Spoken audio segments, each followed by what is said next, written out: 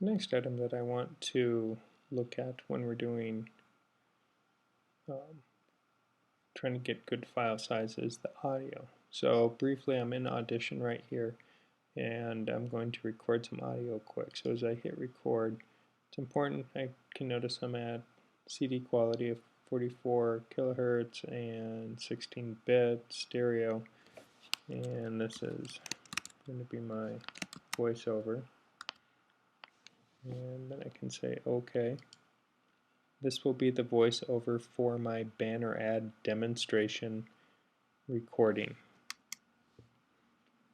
So I have a basic recording that I've done here, and if I know that every little bit adds to file size, get rid of the beginning or the end, get rid of the beginning, so I can just highlight, delete, edit. Now, one thing about Audition is nothing is saved until you actually save, so it's really important to do so, as it will record and it's just essentially in memory at this point. So after that I need to save it, and now this thing that I'm saving, I need to make sure I'm putting it into the correct document folder, and I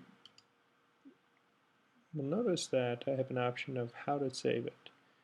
I would encourage you to, if you're working on Windows, you need to use WAV. If you're working on Mac, use AIFF, because sometimes Flash gets a little picky about bringing in Audition files when they're in the WAV format. So AIFF is Mac's preferred audio format.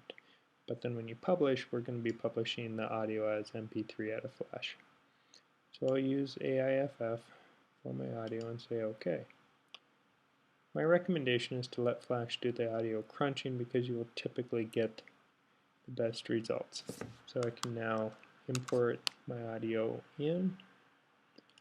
So my audio, hit open, bring it in, click on the frame. Audio is a property of the frame. I can select my audio.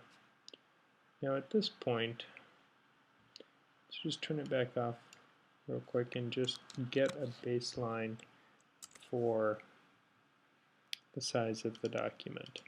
You can see, again, everything, it's about half a K is the size of the document with no content.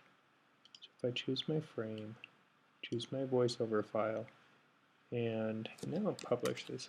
This will be the voiceover for my banner ad demonstration.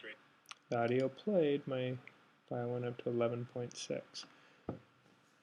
It's important to keep in mind that the quality of that has a very tinny, hollow sound, and generally any type of voice that gets compressed to the setting that Flash defaults to is going to sound like garbage. Sound effects, some music can survive that crunching, but voice will almost never be acceptable when it's been crunched down to that level. So you're going to need to modify the publish settings. So it's either over here in the properties or under File, Publish Settings, or Option Shift F12. When it comes up, I'll see that I have options for it, and because this is currently set up as event sound, because the sound just got dropped in, and it's playing based on the enter frame event, I can change my setting here. If we look, we'll see we're using the second to worst possible audio compression, so it's really crunched. It's also converting the stereo to mono. So if I choose a higher setting, I'm going to get a better sound. But by going stereo to mono, it will take our sound and effectively cut the file size necessary to play it back in half. So that's a good thing. So what you'll have to do is you'll have to play with the different settings and find out at which one you can tolerate the sound. So once it sounds good, go back down one notch, and if it just sounds horrible, then you probably will need to go back up to the higher setting to get a decent sounding audio. So if I go to that, we're at 11. This will be the voiceover for my banner ad demonstration recording. Now that sounds significantly better. So if I have the file size to spare, the animation, bitmaps, and everything, I can go with it. Otherwise, I need to crunch it down. I can try and go down a little bit more and see if I can live with that. This will be the voiceover for my banner ad demonstration.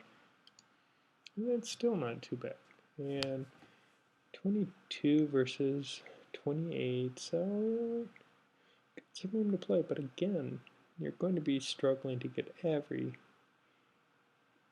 little bit into this, so it's really important that you maximize your file size as you're working with it and get the audio as small as possible, get the images reduced, play with the quality settings, do everything you can to make it small.